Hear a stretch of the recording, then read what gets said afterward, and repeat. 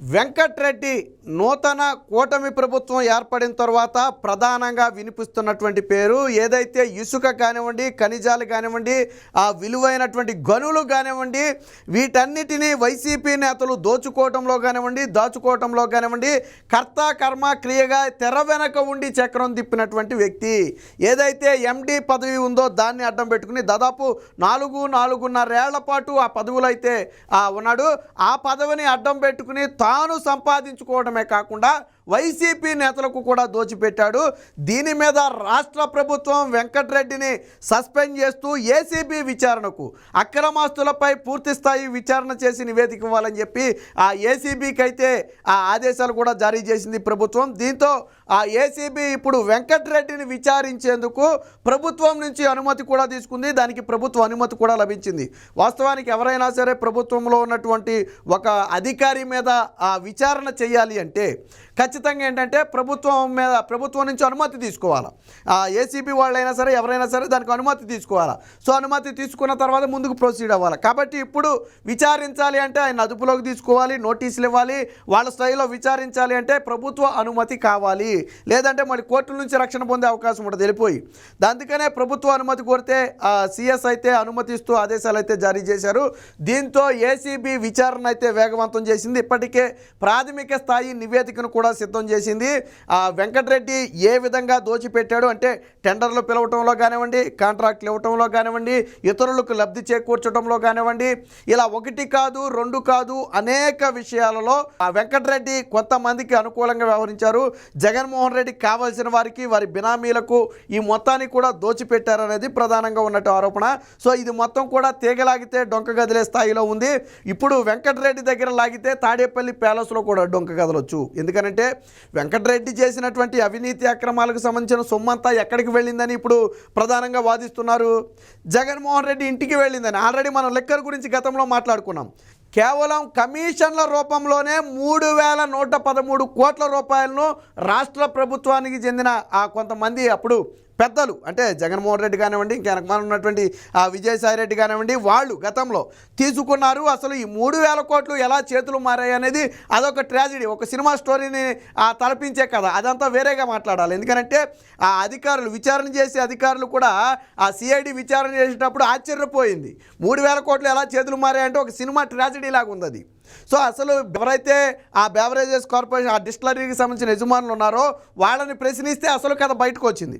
So అలాగే ఇప్పుడు కూడా ఇక్కడ వెంకట్రెడ్డి కూడా ఈ అవినీతి మొత్తాన్ని కూడా ఎలా నిర్వహించాడు, ఎవరికి లబ్ధి చేకూర్చాడు, ఎంతమంది దీనివల్ల లబ్ధి పొందారు, రాష్ట్ర ఖజానాకు ఎంత నష్టం వచ్చిందనే అంశాలను అయితే ఆ ఏసీబీ క్షుణ్ణంగా పరిశీలించే ప్రయత్నం చేస్తుంది. ముఖ్యంగా వెంకట్రెడ్డిని అదుపులోకి తీసుకుని విచారించాలని ఏసీబీ భావిస్తున్న నేపథ్యంలో ప్రభుత్వం నుంచి అయితే అనుమతి తీసుకుంది. ఎప్పుడైతే వెంకట్రెడ్డి విచారణకు ప్రభుత్వం అనుమతించిందో వైసీపీ నేతల్లో వణుకు మొదలైంది. ఎందుకంటే వెంకట్రెడ్డి వల్ల లబ్ధి పొందిన వాళ్ళు కూడా రేపొద్దున అందులోకి వస్తారు. అది జగన్మోహన్ రెడ్డి, సజ్జల రామకృష్ణారెడ్డి, విజయసాయి రెడ్డి అనేది పక్కన పెడితే వెంకట్రెడ్డి ఎవరికైతే మేలు చేశాడో రేపొద్దున ఒకవేళ అప్రూవల్గా మారి నోరు విప్పినా, వెంకట్రెడ్డి రేపు అప్రూవల్గా మారి నోటు విప్పితే వైసీపీ నేతలు కొంప కొల్లేరవటం ఖాయం. కీలక నేతలందరూ కూడా ఈ కేసులో ఇరుక్కోవటం ఖాయం.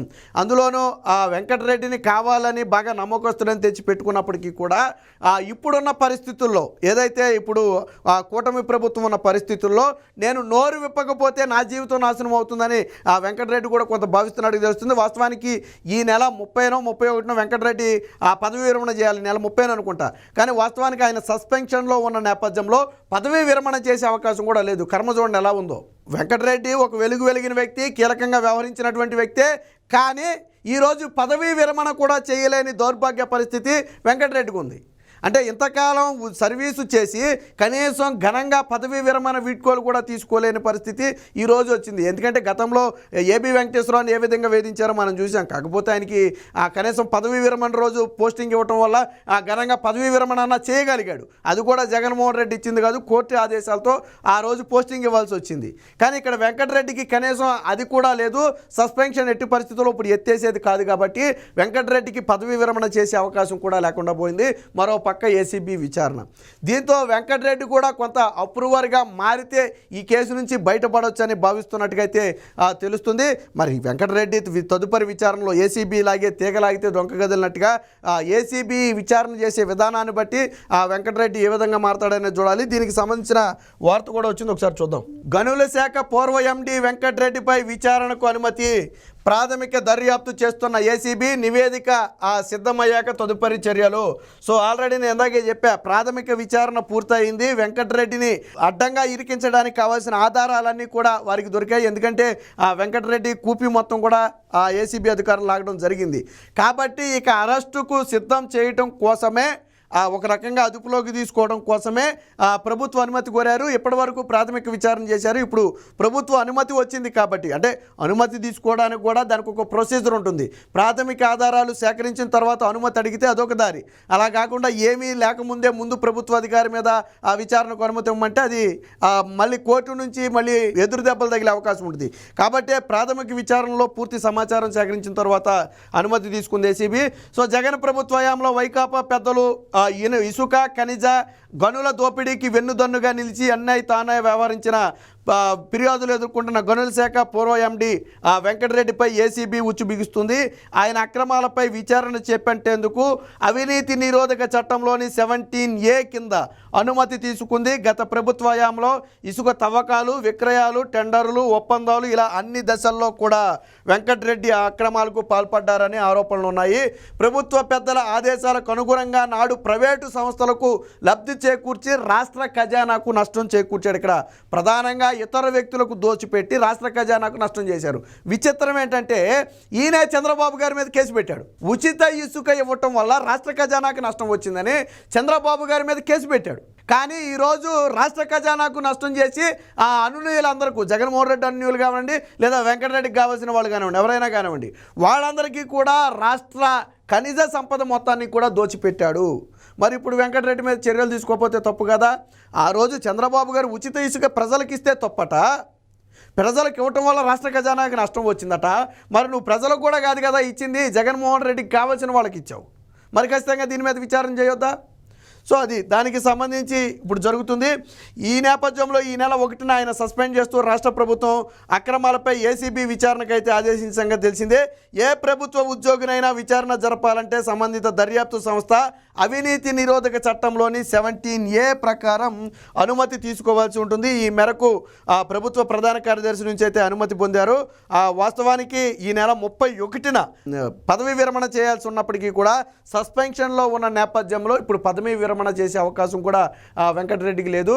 మరోపక్క బేవరేజెస్ కార్పొరేషన్ వాసుదేవరెడ్డి మీద కూడా ఉచ్చు బిగిసింది. ఆల్రెడీ పోలీసులు అదుపులోకి తీసుకున్నారనే వార్తలు కూడా మనం గతంలో విన్నాం. యలహంక ప్యాలెస్, కర్ణాటకలోని యలహంక ప్యాలెస్ లో కలిసి వస్తున్న సమయంలో అదుపులోకి తీసుకున్నారని ఒక వార్త వచ్చింది. సరే, అది ఎంతవరకు నిజం ఎంతవరకు అబద్ధం అనేది ఇప్పటి వరకు తేలలేదు అనుకోండి. సో అటుపక్క ఆ బేవరేజెస్ కార్పొరేషన్ ఎండీ మీద, ఇటుపక్క ఆ ఏపీఎండీసీ ఎండీ మీద, ఇద్దరి మీద కూడా పూర్తి స్థాయి విచారణ అయితే జరుగుతుంది. ఏసీబీ అధికారులు పూర్తి స్థాయిలో కూపీలాగి అన్ని ఆధారాలు సేకరించిన తరువాతే ఇప్పుడు అనుమతి తీసుకున్నట్టుగా తెలుస్తుంది. ప్రభుత్వ అనుమతి లభించిన నేపథ్యంలో వెంకటరెడ్డిని అయితే అదుపులోకి తీసుకునే అవకాశం ఉంది. అయితే ప్రస్తుతానికి కొద్ది కాలం నుంచి వెంకటరెడ్డి పరారీలో ఉన్నాడనే వాదన కూడా బలంగా ఉంది. వాస్తవానికి ఆయన ఎక్కడున్నాడనేది ఇంకా స్పష్టంగా తెలియదు. బట్ ఇప్పుడు ప్రభుత్వం నుంచి అనుమతి వచ్చింది కాబట్టి అదుపులోకి తీసుకోవాలి అంటే పోలీసులు అవసరమైతే వారెంట్ జారీ చేసైనా సరే వెంకటరెడ్డిని అయితే అదుపులోకి తీసుకోవచ్చు. ఇప్పుడు వైసీపీ నేతలందరూ కూడా ఒకసారిగా ఉలిక్కిపడే అంశం ఏంటంటే వెంకటరెడ్డి అప్రూవర్గా మారితే మా పరిస్థితి ఏంటి? ఢిల్లీ లిక్కర్ స్కామ్లో శరత్ చంద్రారెడ్డి అప్రూవర్గా మారినట్టుగా ఇందులోగానే వెంకటరెడ్డి అప్రూవర్గా మారితే ఏంటి మా పరిస్థితి? సో మొత్తం వివరాలన్నీ బయట పెట్టేస్తే మేము ఎలా బయటపడాలి అనేది ప్రధానంగా వాళ్ళు. అందుకనే వెంకటరెడ్డిని దొరకకుండా తప్పించడం కోసం విశ్వ ప్రయత్నం చేస్తున్నారు. కాకపోతే ఒక ప్రభుత్వం నుంచి తప్పించగలరా అంటే అసాధ్యమే. కొంతకాలం దాయగలరేమో కానీ పూర్తిగా ప్రభుత్వానికి దొరకకుండా చేయలేరు. ఆల్రెడీ ఇప్పటికే దేశం విడిచి పారిపోకుండా ఆల్రెడీ ప్రభుత్వం అలర్ట్ చేసింది. కాబట్టి వీళ్ళైతే దేశం విడిచి అయితే పారిపోలేరు, ఎక్కడున్నా కానీ దేశం లోపలే ఉంటారు. కాబట్టి ఎక్కువ కాలం అయితే దాక్కునే అవకాశం ఉండదు. అందులోనూ ప్రభుత్వ అధికారులుగా ఉన్న నేపథ్యంలో వారి పారిపోవడానికి అసలే అవకాశం ఉండదు. ఏది ఏమైనా మొత్తంగా వెంకటరెడ్డి మీద ఏసీబీ ఉచ్చు బిగించడంతో వైసీపీ నేతల ఒన్నులో వణుకైతే మొదలైంది. మరి ఏసీబీ విచారణ అదుపులోకి తీసుకుని విచారణ చేస్తే అప్రూవర్గా మారి ఉన్న నిజాలన్నీ బయట పెడతాడా, లేదా ఏసీబీనే ఆధారాలు సేకరించి న్యాయస్థానం ముందు ఆ దోషిగా నిలబెడుతుందా అనేది వేచి చూడాలి.